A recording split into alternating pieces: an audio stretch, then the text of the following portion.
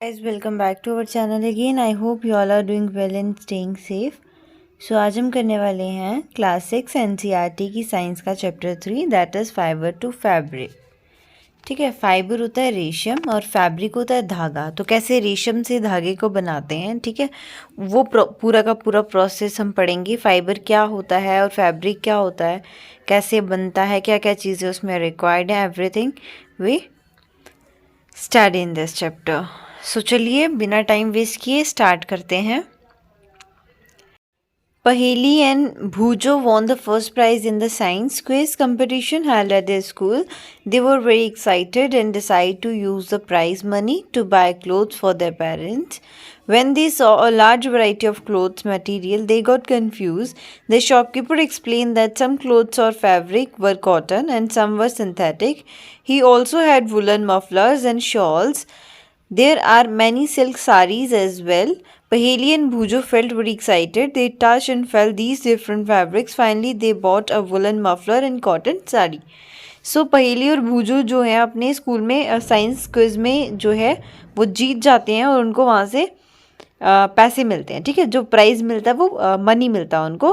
तो वो बहुत एक्साइटेड होते हैं। अब वो अपने घर वालों के लिए कुछ क्लोथ्स खरीदना चाहते हैं, कुछ कपड़े खरीदना चाहते हैं। तो वो जाते हैं मार्केट में। ठीक है, वहाँ पे मार्केट में उनको मिलती है वैरायटी ऑफ क्लॉथ्स। ठीक है, क्लॉथ मटेरियल की अलग अलग वैरायटी मिलती है। तो वो बहुत कंफ्यूज हो जाते हैं। फिर शॉपकीपर उनको 1 बाय 1 सारी वैरायटीज़ एक्सप्लेन करता है कि ये कॉटन की है, ये वुलन की है, ये सिंथेटिक की है। तो सारी जो है वैरायटी उनको एक्सप्लेन करता है। ठीक है, तो अब पहेली और भूजो जो है वो बहुत एक्साइटेड है। तो वो हर एक वैरायटी को जो है वो टच करके उसको देखते हैं कि कौन सा फाइबर कैसा है। और फिर फाइनली वो क्या खरीदते हैं, वो खरीदते हैं वुलन का मफलर और कॉटन की साड़ी। ठीक है, next, after their visit to cloth shop, Paheli and Bhujo began to notice various fabrics in their surrounding. They found that bed sheets, blankets, curtains, the tablecloth, towel, and duster were made from different kinds of fabric. Even their school bags and gunny bags were made from some kinds of fabric. They try to identify these fabrics as cotton, wool, silk और synthetic. Can you also identify some fabrics? अब बूजो और पहेली जो है जब वो shop पे जाते हैं तो वहाँ पे जाके वो मतलब उन्होंने क्या क्या चीज़ें नोटिस करी। उन्होंने नोटिस करी कि फैब्रिक की बहुत सारी वैरायटीज़ होती हैं और हर एक चीज़ अलग अलग वैरायटी की बनी होती है। हमारे बैग्स अलग वैरायटी के बने हैं, हमारे डस्टर्स, बेडशीट्स, कर्टन्स, ब्लैंकेट्स, कपड़े, ठीक है, क्लोथ्स, सूट्स जितने भी हैं सब अलग अलग वैरायटी के बने हुए हैं। अब जो है उन्होंने हर एक फैब्रिक को टच करके उसको एग्जामिन करने की कोशिश करी कि कौन सा फैब्रिक वो मतलब उनको ट्राई कर रहे थे आइडेंटिफाई करने का। आप बताइए कि आप जो है आइडेंटिफाई कर सकते हैं वैसे कुछ फैब्रिक्स को। सो एक्टिविटी पढ़ेंगे फर्स्ट जो कि वैरायटी इन फैब्रिक्स में है। सो चलिए स्टार्ट करते हैं। Visit a near by tailor shop, collect cuttings of fabrics left over after stitching, feel and touch each piece of fabric. Now try to label some of the fabric as cotton, silk, wool or synthetic after asking for the help from the tailor. Do you wonder what these different fabrics are made of? When you look at any fabric, it seems a continuous piece. Now look at it closely. What do you notice? अब जो है आप क्या करिए, आपको activity में क्या करना है, आपको एक टेलर की शॉप पे जाना है।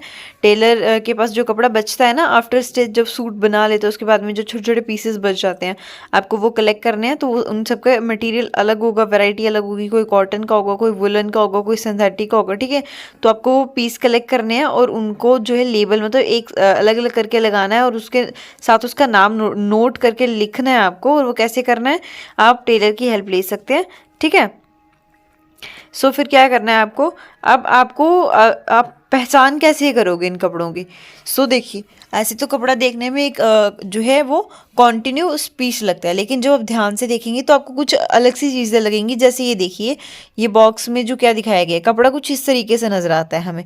मतलब ऐसे ऐसे ऐसे ऐसे थ्रेड्स जो इस तरफ वर्टिकल एंड हॉरिजॉन्टल दोनों शेप्स में होते हैं। एंड वो बहुत बहुत कोई गैप नहीं होता उनमें, बहुत टाइट टाइट होते हैं, इसीलिए वो हमें कपड़े की फॉर्म में लगते हैं, वरना वो क्या होते हैं, थ्रेड की फॉर्म में होते हैं। ठीक है, अब एक्टिविटी 2 है Select a piece of cotton fabric you labeled in activity 1. Now try to find loose thread or yarn at one of the edge and pull it out.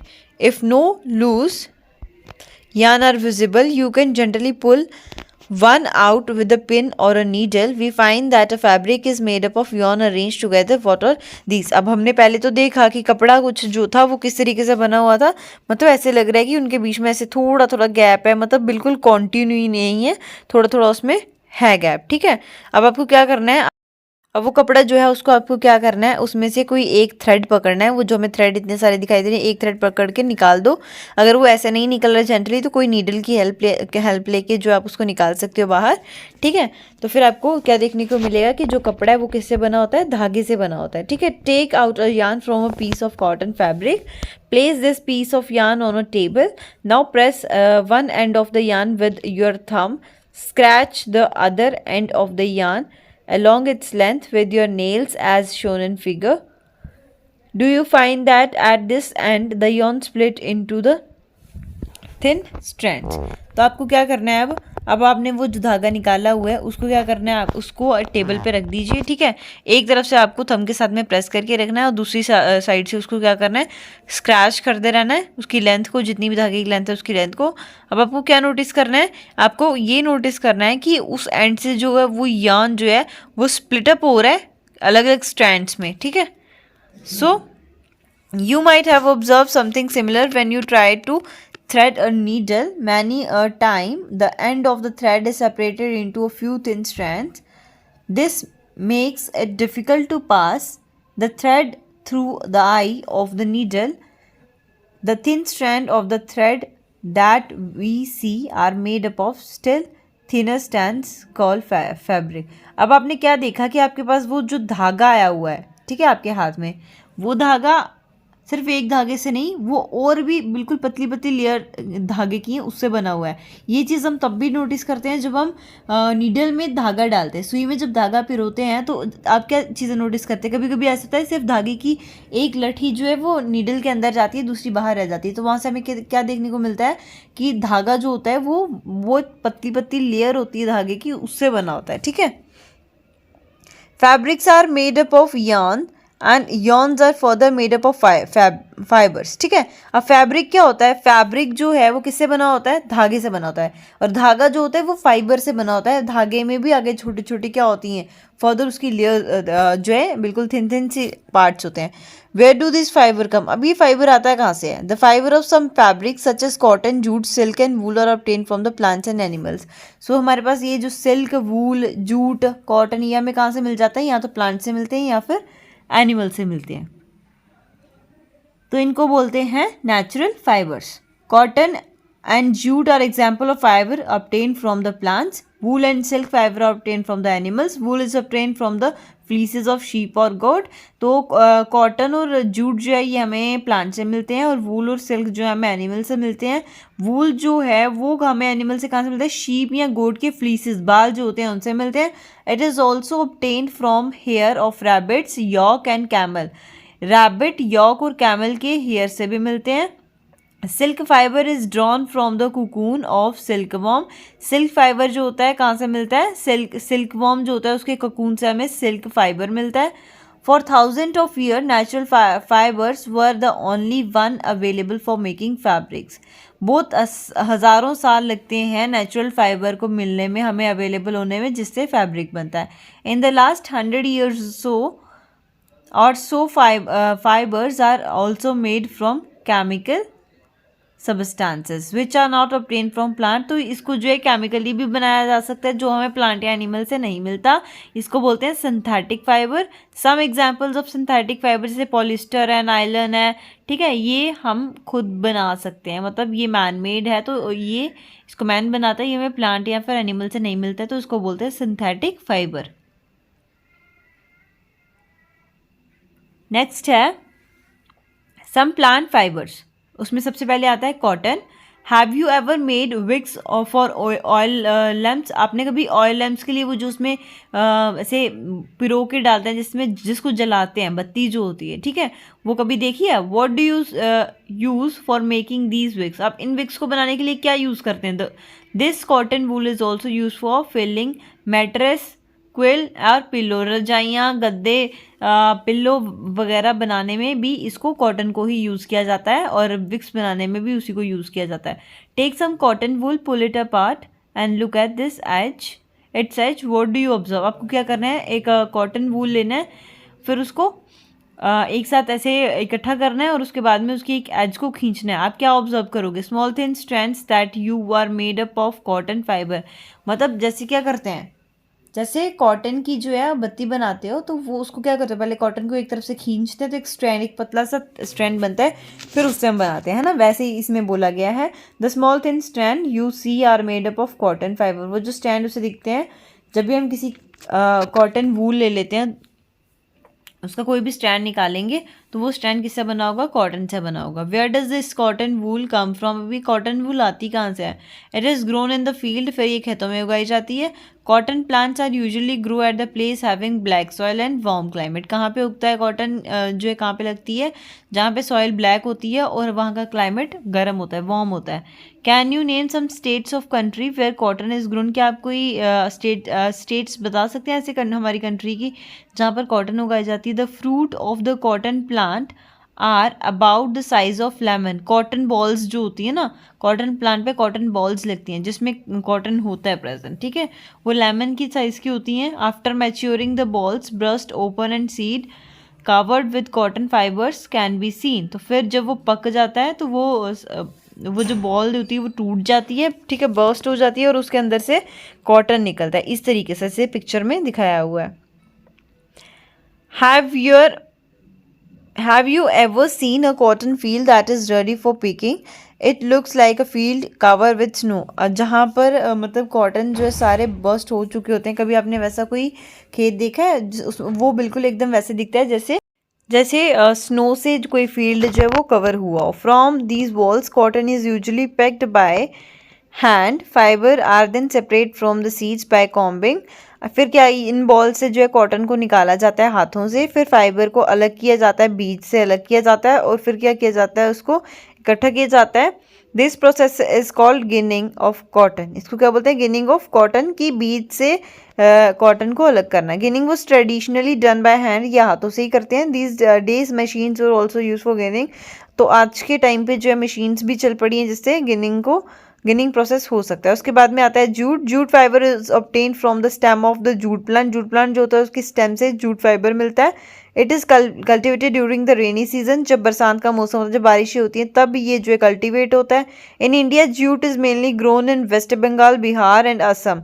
India में ज़्यादातर जूट वेस्ट बंगाल, बिहार और असम में पाया जाता है। The jute plant is normally harvested when it is at flowering stage.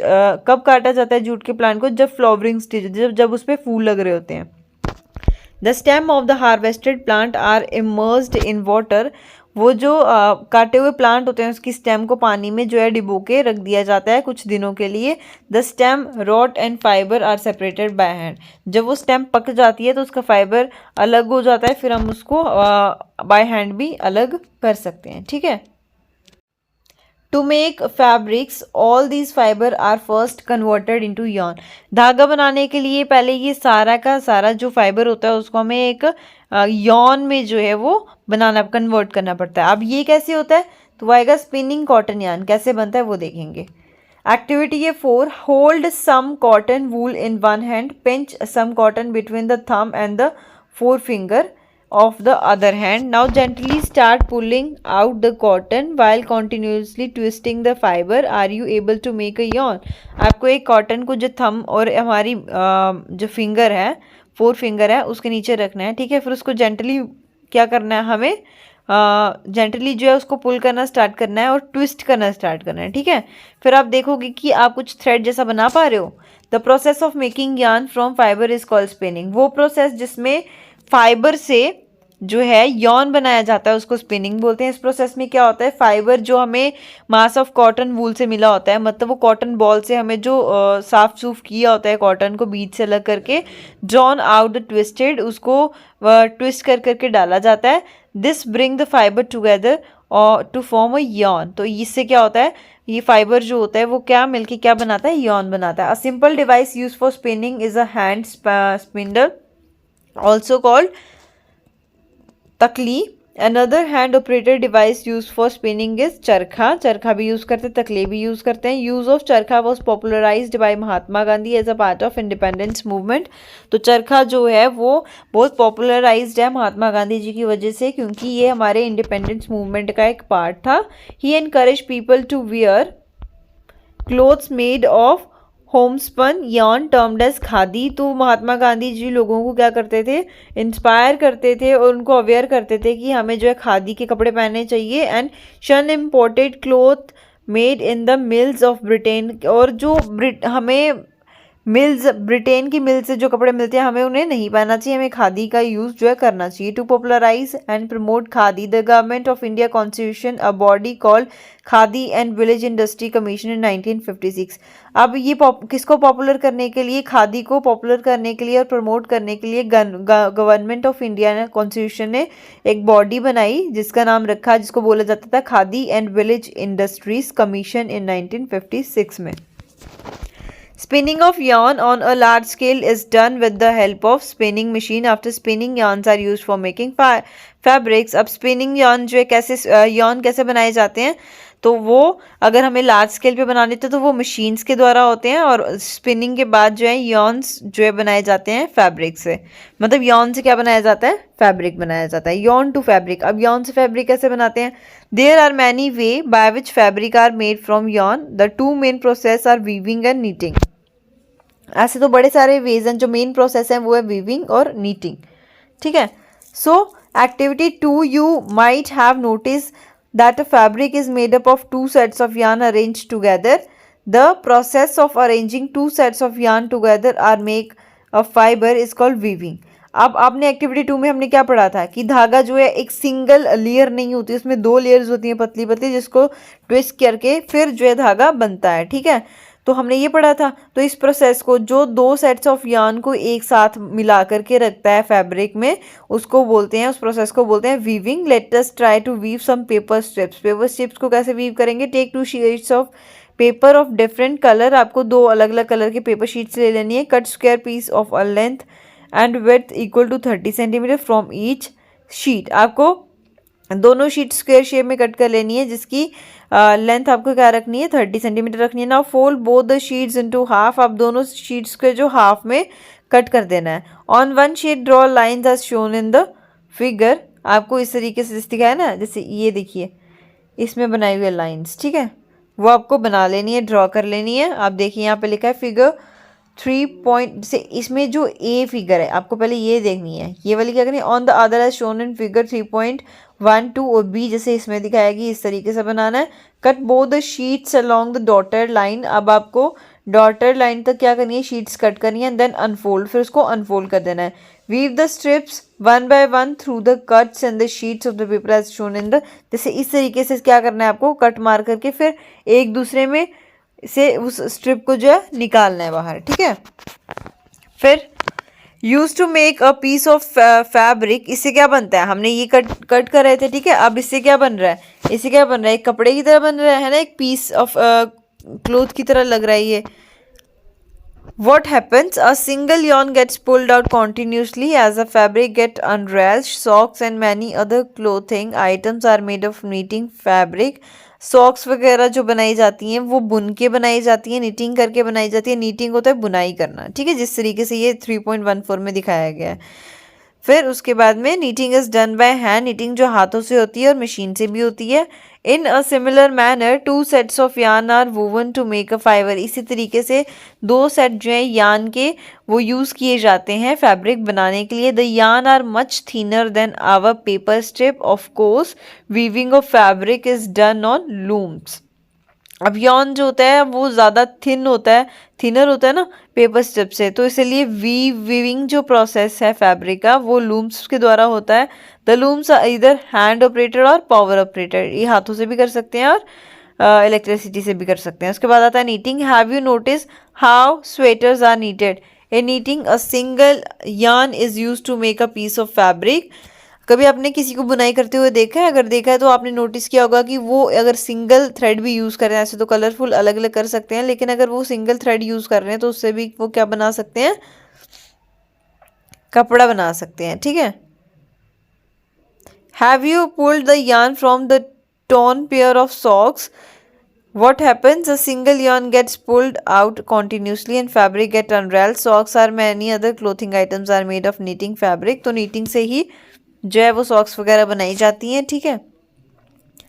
उसके बाद में weaving and knitting are use for making different kinds of fabric. These fabrics use for variety of clothing items.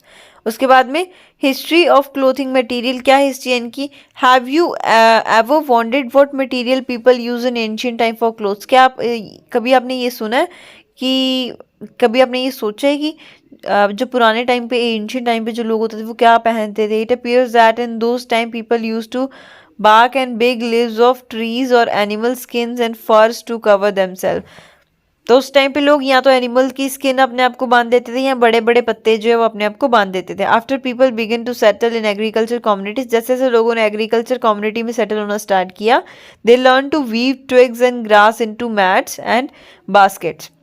फिर उन्होंने घास की mats और baskets बनाना सीखा। Wines, animal fleeces और hair were twisted together into long strands. वैसे ही उन्होंने फ्लीसेस जानवरों के हेयर वगैरह यूज़ करके स्ट्रैंड्स बनाना सीखा। These wore fabric made out of cotton that grew in the region of near the river Ganga. फिर क्या हुआ?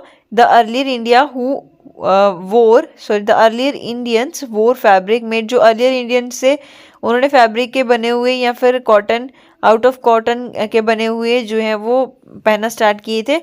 तो वो ये रीजन कहाँ पे था? ये था नियर द गंगा पे, ठीक है। उसके बाद में flax is also part of that gives natural fibre. In ancient Egypt cotton as well as flax were cultivated. तो इजिप्ट में क्या होता था? कॉटन और फ्लैक्स भी उगाई जाती है। फ्लैक्स भी जो क्या होती है वो फाइबर प्रोवाइड करती है। नियर द रिवर नाइल के पास में, and were use for making fabric, उसको भी फैब्रिक बनाने के लिए यूज़ किया जाता था। In those days stitching was not known. उस टाइम पे स्टिचिंग वगैरह कोई नहीं जानता था। People simply draped the fabric around different parts of their body. Many different ways of draping fibres were use. तो वो उस टाइम पे लोग वैसे ही लपेट लेते थे अलग अलग पार्ट्स के लिए बना करके। With the invention of the swing needle, people started stitching fabric to make clothes. Stitched cloths have gone through many variations since the invention, but it is not amazing that even today sari, dhoti, lungi and turban is used as an unstitched piece of fabric. Just as there is a large variety in the food eaten all over the country, a large variety exists also into the fabric and clothes item। तो जिस तरीके से हमारे पूरी country में हर एक state के अलग अलग खाने की डिशेस हैं, उसी तरीके से पहनने की जो है वो कपड़े वो अलग अलग हैं, ठीक है। तो पहले क्या होता है? कॉटन रोल्स होते हैं, फिर गेनिंग से उसको फाइबर बनाते हैं, फिर फाइबर से स्पिनिंग करके यॉन बनाते हैं, फिर यॉन से नीटिंग या वीविंग से हम फैब्रिक बनाते हैं। तो आपको ये याद रखना है। तो हमारा ये वाला चैप्टर यहीं पे कंप्लीट होता है। आई होप आपको समझ में आया होगा। अगर समझ में आया हो तो मेरी वीडियो को लाइक करना, शेयर करना, सब्सक्राइब करना, and thanks for watching my video.